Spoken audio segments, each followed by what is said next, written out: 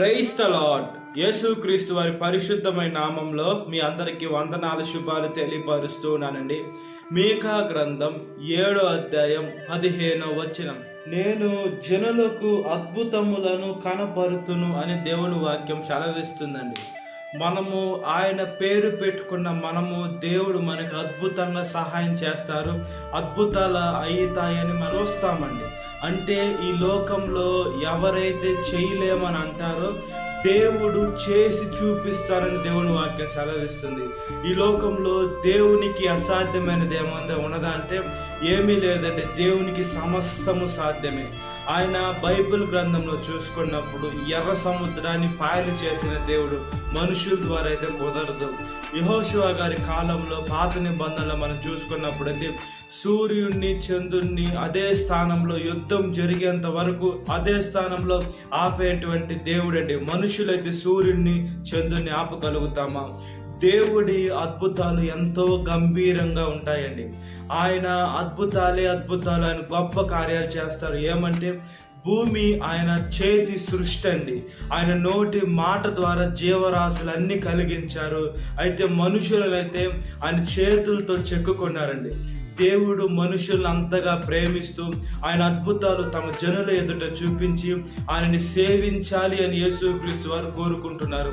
అయితే మనకి దేవుని అద్భుతాలు కావాలి, కానీ దేవుడు అవసరం లేకుండా ప్రతి ఒక్క మనుషులు ఉన్నారండి. దేవుణ్ణి వాడుకుంటారు, దేనికి బాగలేనప్పుడు వాడుకుంటారు. ఒక సమస్య వచ్చినప్పుడు దేవుడే వాళ్ళ సహాయం చేయాలి. అయితే వాళ్ళైతే ప్రార్థన చేయరు, వాళ్ళైతే దేవుని మీద విశ్వాసం ఉండదు, వాళ్ళైతే దేవుడు తప్ప ఈ రోగం నాకు తీసేస్తాడని ఉండదు. డాక్టర్ల మీదనే ఉంటుంది. ఏ డాక్టర్ దగ్గరికి వెళితే పోతుందని డాక్టర్ల మీద కొంచెం పెట్టుకోవాలైతే మనం అంత దేవుని మీద ఆధారపడే బిడ్డలుగా ఉండాలి. ఈ లోకంలో ఎవరు కూడా ఏమి చేయలేరండి. మనుషుల వల్ల ఏమి కూడా కాదండి. దేవుని చిత్తం లేనిది అక్కడ ఏం చేయలేరు. కాబట్టి దేవునికి ప్రార్థన చేయాలి. మనం బైబిల్ గ్రంథంలో చూసుకున్నప్పుడు యెజికియా రాజుని మనము చూసుకున్నప్పుడు ఆయన డాక్టర్ల దగ్గరికి వెళ్ళాలి. ఆయన గొప్ప రాజు అయి ఉన్నాడు. ఆయన ఎవరి దగ్గరికి వెళ్ళలేదు. ఆయన అనుకుంటే రాజు కాబట్టి ఏ దేశాల నుంచి ఆయన పిలిపించుకొని చూపించుకొని ఉండొచ్చు. అయితే ఆయన దేవుడికి మాత్రం ప్రార్థన చేశారు కాబట్టి దేవుడే సాక్షాత్ 15 సంవత్సరాలు పెంచారు. మనం దేవుడి మీద నమ్మకం పెట్టుకొని ఆయన అవసరానికి వాడుకోకుండా ఎల్లవేళ దేవునికి ప్రార్థన చేసే బిడ్డలుగా ఆయనకు లోబడి ఉండినట్లుగా ప్రార్థన. మహాపరిశుద్ధాత్మదేవ, మా ప్రియ పరలోకపు తండ్రి, యేసు మీరు మా కళ్ళ ఎదుట అద్భుతాలు చేస్తారని చెప్తున్నారయ్యా. యేసు మీరు చేసేది ఎంతో గంభీరంగా ఉంటాయి. యేసు మేము అవి చూసి ఇతరులకి చెప్పే బిడలుగా ఉండాలయ్యా. మీ అద్భుతాలు కొంతమంది చూస్తారు, అయితే ఇతరులకు చెప్పకుండా దాచిపెట్టుకుంటారయ్యా. ఇతరులకు చెప్తే వాళ్ళు కూడా ప్రార్థన చేసి వాళ్ళ జీవితంలో కూడా అద్భుతాలు జరిగితే వాళ్ళు మిమ్మల్ని తెలుసుకునేదానికి అవకాశాలు ఉంటాయ్యా. ఒకసారి జ్ఞాపకం చేసుకోమని అడుగుచున్నాను. మా జీవితము మీ పాదాల ముందు పెడుతున్నామయ్యా.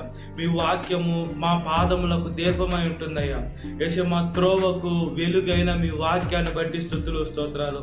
ఈ లోకంలో మేము మనుషుల్ని ఆశ్రయించడంలో, అధికారులను ఆశ్రయించడంలో, ఈ లోకంలో ఎవరిని ఆశ్రయించడం లేదయ్యా. మేము సాక్షాత్తు దేవుణ్ణి ఆశ్రయిస్తున్నాం.